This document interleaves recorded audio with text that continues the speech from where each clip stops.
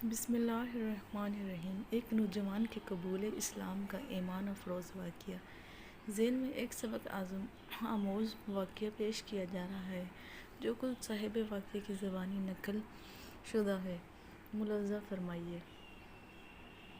1944 میں ضلع جہلم کے ایک دور یافتہ گاؤں میانی میں ایک ہندو خاندانی میں پیدا ہوا۔ والدین نے میرا نام کرشن لال تجویز کیا۔ میرے خاندان کے تمام افراد سناتن دھاری عقائد کے مالک تھے اور شروع میں میرا میلان طبع بھی انہی عقائد و نظریات کی طرف تھا، لیکن جب 8ویں جماعت میں پہنچا تو میرا رجحان خود بخود دین اسلام کی طرف ہونے لگا۔ اسی اثناء میں بوشال کلاں ضلع جہلم کے ایک عالم دین مولانا عبدالرؤف صاحبی سے میری ملاقات ہوئی۔ انہوں نے متعدد نشستوں میں مجھے پر اسلام کی حقانیت واضح کی۔ میں ان کے مواعظ سے بہت متاثر ہوا، لیکن ابھی بچپن کی منزل ہی کارواں رہی تھی، اس لیے اپنے آبائی مذہب، اپنے خاندان، اپنے بہن بھائیوں، اپنے والدین اور گھر بار کو چھوڑنے کا خیال بھی میرے ننھے سے دل میں قیامت خیز زلزلہ برپا کر دیتا۔ میرا معصوم سا ذہن اسی سوچ سے لرز جاتا جب مجھے اسلام قبول کرنے کا خیال آتا۔ دل میں ماں اور بھائیوں کی محبت کا بہاؤ تیز ہو جاتا۔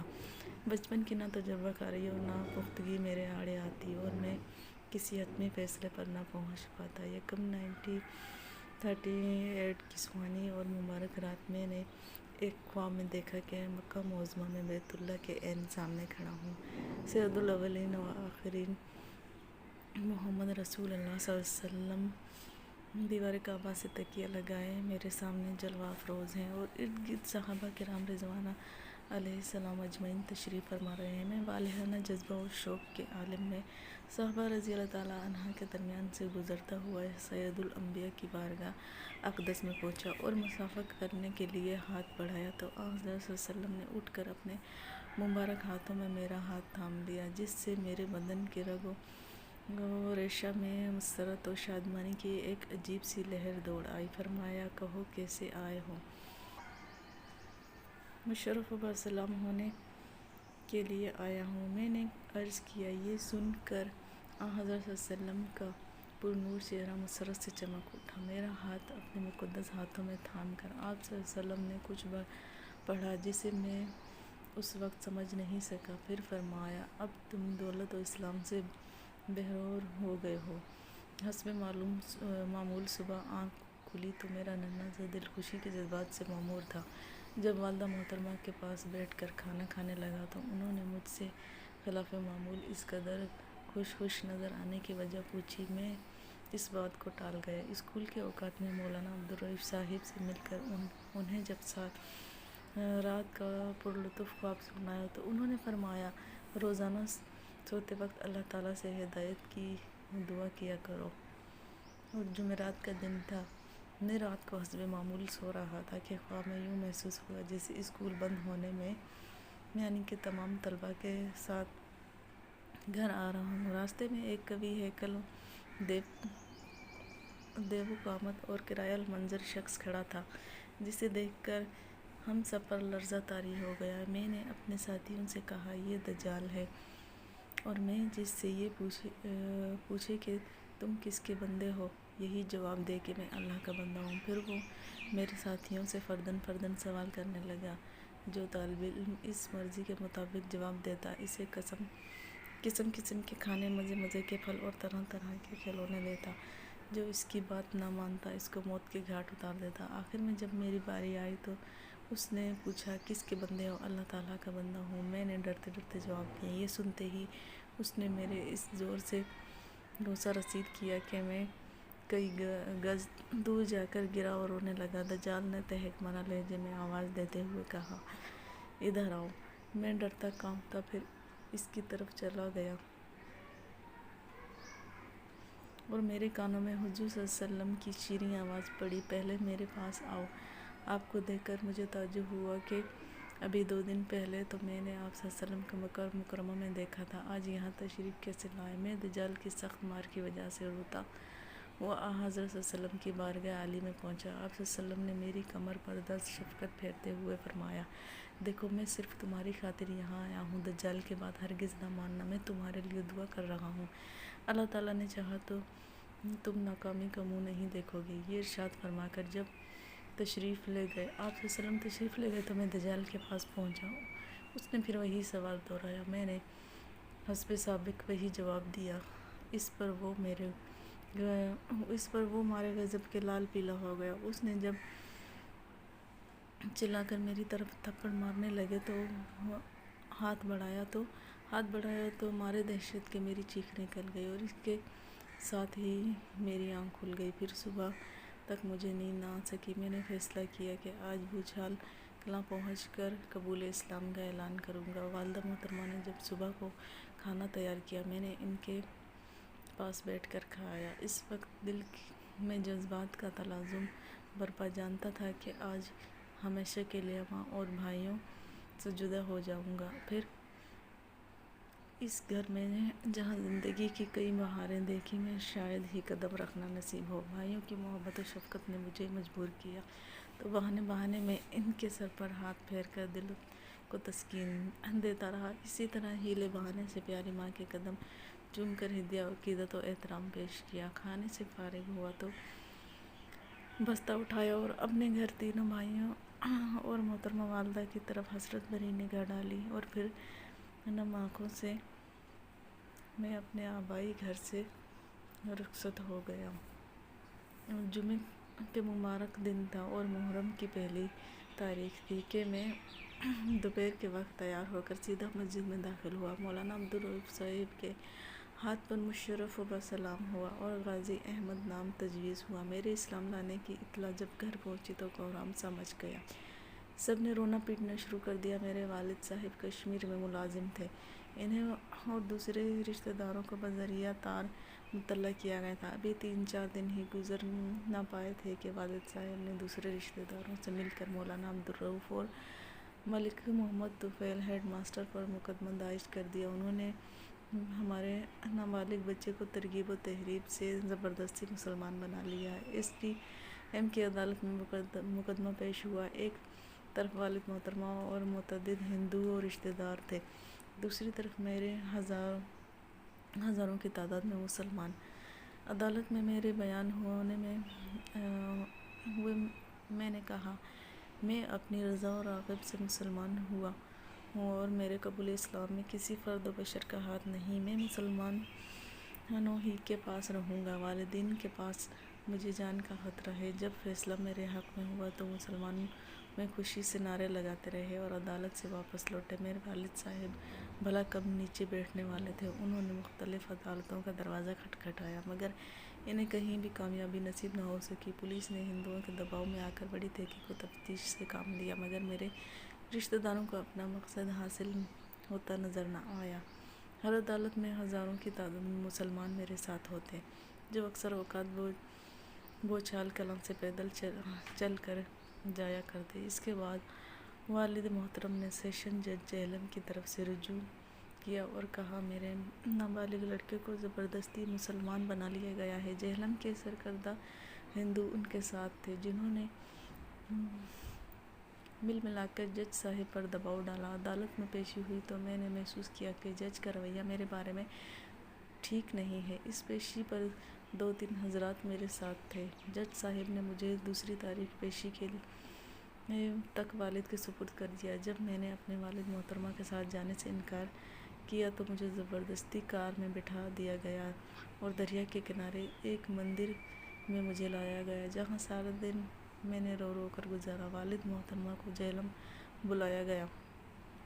انہوں نے مجھے دھمکی دی کہ اگر میں نے ان کے حق میں بیان نہ دیا تو وہ گھر پر زندہ نہیں جائیں گے بلکہ دریا میں کود کر خودکشی کر لیں گے۔ دوسرے ہندو وقتاً فوقتاً مجھے سمجھاتے بجھاتے اور قسم قسم کا لالچ دیتے رہے۔ اس اثنا میں والد صاحب نے ہندو اوقابر کے اثر و ذوق سے کام لے کر ڈسٹرکٹ ہیلتھ آفیسر اور جہلم سے میرے نابالغ ہونے کا سرٹیفکیٹ حاصل کر لیا اور اسے مقررہ تاریخ سے 1 دن پہلے ہی عدالت میں پیش کر دیا۔ جج صاحب نے جب مجھ سے پوچھا کہ آپ والدین کے پاس رہنے میں خوش ہیں تو میں نے نفی میں جواب دیا، لیکن افسوس یہ ہے کہ میری بات کسی کو وقت نہ دی گئی اور زبردستی مجھے والدین کے سپرد کر دیا گیا۔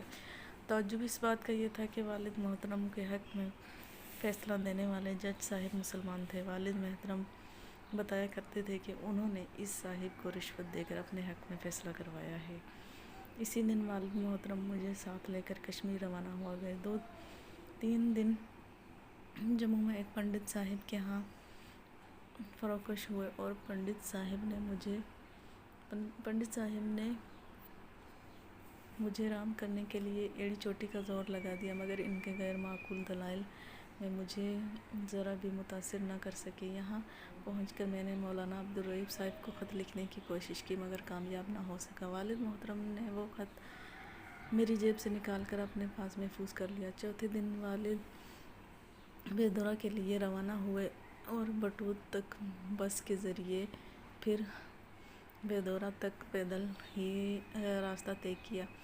دوسرے دن وہ میرے والد ایک پنڈت کی معیت میں گاؤں سے باہر ایک بلند پہاڑ پر لے گئے اور اپنے پاس بٹھا کر کہا، دیکھو، میں اس مقدمے میں تم پر 10,000 روپے خرچ کر چکا ہوں اور تم نے مجھے کہیں کا نہیں رکھا۔ خاندان میری ذرا بھر عزت نہیں کر رہا۔ یہاں یہ کہہ کر وہ میرے والد کی آنکھوں میں آنسو تیرنے لگے۔ میں نے اپنی زندگی میں شاید پہلی اور آخری بار ہی والد کی آنکھوں میں اس طرح آنسو دیکھے تھے۔ میرا دل پسیج گیا، مگر مجھے رحمت ایزدی نے سہارا دیا اور حضرت نبی کریم صلی اللہ علیہ وسلم کی زیارت کے وہ تمام حالات میری آنکھوں کے سامنے پھرنے لگے۔ میں نے اپنے والد محترم کی خدمت میں عرض کیا، مجھے آپ کی پریشانیوں اور تکالیف کا احساس ہے۔ میں نے اپنے والد کے لیے بہت کچھ کیا، مگر میں دل کے ہاتھوں مجبور ہوں اور میرا دل ترک اسلام کا تصور تک نہیں کر سکتا۔ اگر آپ مجھے اسلام پر قائم رہنے کی اجازت مرحمت فرما دیں تو تمام عمر آپ کی غلامی میں بسر کروں گا۔ والد نے یہ سنتے ہی چھڑی ہاتھ میں لے کر مجھے پیٹنا شروع کر دیا اور اتنا پیٹا کہ بدن سے خون بہہ کر سارے کپڑے خون آلود ہو گئے۔ اس پر بھی والد محترم کو نہ رحم آیا اور نہ ان کے ہاتھ کی حرکت میں کمی آئی۔ میں ادھمرا ہو گیا اور پھر کہا، اٹھو۔ آخر جب دل کا غبار اچھی طرح نکل چکا تو پنڈت سے مخاطب ہو کر کہنے لگے، کیوں نہ میں اس سے دریا میں دھکیل دوں، شاید اس طرح کلنک کا یہ ٹیکا میرے ماتھے سے اتر جائے۔ پہاڑ کی دامن میں بپھرتا ہوا دریا میرے سامنے تھا۔ اپنی موت کے خوف میں لرز گیا، مگر اللہ تعالیٰ کا لاکھ لاکھ شکر ادا کیا کہ اس نے میرے پائے ثبات میں لغزش نہ آنے دی۔ میرے دل میں یہ خیال بار بار ابھرنے لگا، اگر والد مکرم نے مجھے دریا میں پھینکا تو میں اپنے پیارے نبی کریم صلی اللہ علیہ وسلم کی بارگاہ اقدس میں حاضر ہو کر عرض کروں گا، میرے آقا، آپ نے مجھے اسلام کی جو دولت بخشی تھی اس کو صحیح و سالم لے کر حاضر ہو گیا ہوں۔ پنڈت صاحب جو مارے خوف کے کانپ رہے تھے، والد محترم سے کہا، بچہ ہے، بڑا ہو کر سنبھل جائے گا، آپ کو کوئی سخت اقدام نہ کریں۔ والد صاحب نے اس کی بات مان لی اور مجھے ساتھ لے کر چپ چاپ گھر کی راہ لی اور گھر پہنچ کر والدہ نے خود میری مرہم پٹی کی اور چھڑی کی مار اور بونٹوں کی ان گنت ٹھوکروں سے جسم رواں زخمی تھا اور حتیٰ کہ ناک، منہ اور آنکھیں تک متورم تھی، اور تقریباً ہفتہ بھر بستر پر ہی پڑا رہا۔ پھر والد محترم نے مجھے بھدرواہ ہائی اسکول میں داخل کروا دیا۔ میں ہندو لڑکوں کی نگرانی میں روز اسکول آنے جانے لگا۔ مسلمان طلباء کو میرے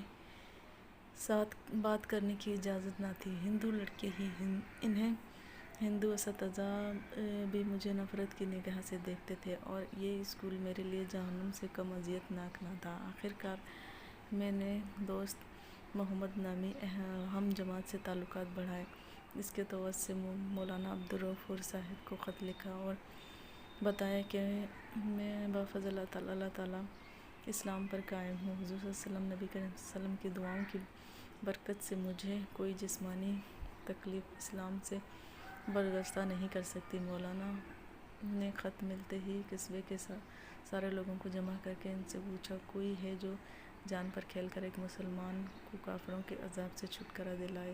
اس پر ایک غریب لیکن جذبہ شہادت سے سرشار شخص اٹھا اور اس نے خدمت کے لیے اپنے آپ کو پیش کیا۔ ان کا نام جان محمد تھا۔ جان محمد اسکول صاحب کے اوقات ہی میں بدربہ پہنچ گئے اور دوست محمد کی سعادت سے مجھے ان کی کرامت کا پتہ چلا تو میں تفریح کے بعد روتا ہوا اپنے ماسٹر صاحب کی خدمت میں پہنچا اور کہا میرے پیٹ میں سخت درد ہے، مجھے چھٹی عنایت فرما دی جائے۔ ماسٹر صاحب نے مجھے چھٹی دے دی۔ میں نے بستہ اٹھایا، چھپتا چھپاتا آنکھ بچاتا ہوا مدرسے سے نکل آیا۔ جان صاحب نے ایک مسلمان رہبر کو ساتھ لیا اور ہم بدرواہ سے بھاگ نکلے۔ راتوں رات سفر کرتے ہوئے ریاست کشمیر سے نکل کر ریاست چمبا کی حدود میں داخل ہو گئے۔ پھر مسلمانوں رہبر واپس آ گیا اور ہم دونوں تقریباً 60 میل سفر طے کر کے دوسرے دن صبح ڈلہوزی پہنچے۔ تھکان سے میرا بہت برا حال تھا، کپڑے میلے اور پاؤں متورم تھے۔ شام کو براستہ پٹھان کوٹ جب امرتسر پہنچے تو میں نے اپنا آبائی لباس اتار کر دوسرے کپڑے پہنے اور امرتسر سے کھیوڑا کی راہ بھوچال کلاں پہنچ گئے۔ اس بس اسٹینڈ پر لوگوں کا ایک ہجوم پذیرائی کے لیے موجود تھا۔ والد کو جب میرے فرار کا علم ہوا تو انہوں نے تمام راستوں کی ناکہ بندی کرنے کے لیے تاریں ولادتیں دلا دیں، اور لیکن جس راستے کو ہم نے اختیار کیا تھا وہ والد صاحب کے علم میں نہ تھا، اس لیے ہم بچ نکلے۔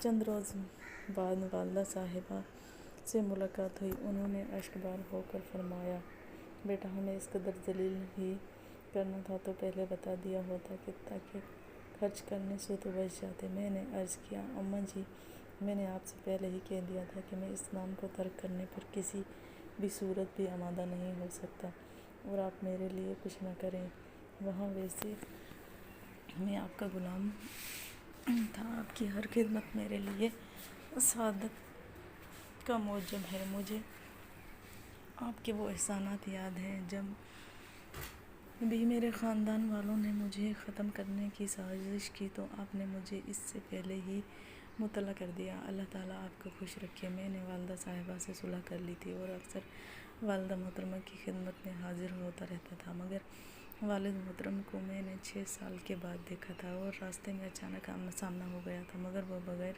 توجہ دیے میرے پاس سے گزر گئے تھے۔ میں انہیں بلانے کے لیے ان سے ہاتھ ملانے کی جرات نہ کر سکا، اور تقسیم ملک کے بعد میرے خاندان کے تمام افراد ہندوستان چلے گئے تھے اور میں اپنے مسلمان بھائیوں کے ساتھ پاکستان میں رہا اور اپنے آبائی مکان میں منتقل ہو گیا۔ میرے والد کی وفات ہو گئی اور والدہ مکرمہ 3 بھائیوں امبالہ کے قریب ایک گاؤں میں مقیم تھی۔ میں میٹرک کا امتحان میں نے اسکول اول رہ کر امتیازی حیثیت سے پاس کر لیا اور بعد ازاں میں نے علوم دینیہ کی طرف توجہ دی۔ چنانچہ مدرسہ خادم الشریعہ پنڈی کھیپ، مدرسہ ابی الاشاط القرآن گجرات اور دارالعلوم دیوبند میں علوم دنیویہ کی تکمیل کی۔ میں مولوی فاضل کا امتحان پاس کیا اور صوبے بھر میں اول رہا۔ میرا ایمان ہے کہ ساری کامرانیاں آن حضور صلی اللہ علیہ وسلم کی دعا کی مرہون منت ہیں، اور BE کا امتحان پاس کیا اور دونوں میں نے اللہ کے فضل و کرم سے فرسٹ ڈویژن میں حاصل کیے۔ اور MA عربی صوبے بھر میں اول رہ کر امتیازی حیثیت سے پاس کیا، اور میں MA اور علوم اسلامیہ کا امتحان دیا اور صوبے بھر میں اول رہا ہے۔ ان تمام عنایات پر میں اپنے مالک حقیقت شکر گزار ہوں۔ اسلام قبول کرنے کے بعد میں نے اپنے اندر ایک بہت بڑا ذہنی اور روحانی انقلاب محسوس کیا، ورنہ اسلام لانے سے پہلے ایک متوسط ذہن کا مالک تھا۔ اسلام کے سایہ عافیت میں پناہ لینے کے ساتھ ساتھ اللہ تعالیٰ نے دینی اور دنیوی ترقی کے دروازے میرے لیے کھول دیے تھے، اور دوسری بات جو میں نے اپنے علمی زندگی میں محسوس کی وہ نبی کریم صلی اللہ علیہ وسلم کی دعا کا اثر ہے۔ مجھے آج تک کسی امر میں ناکامی کا سامنا نہیں ہوا۔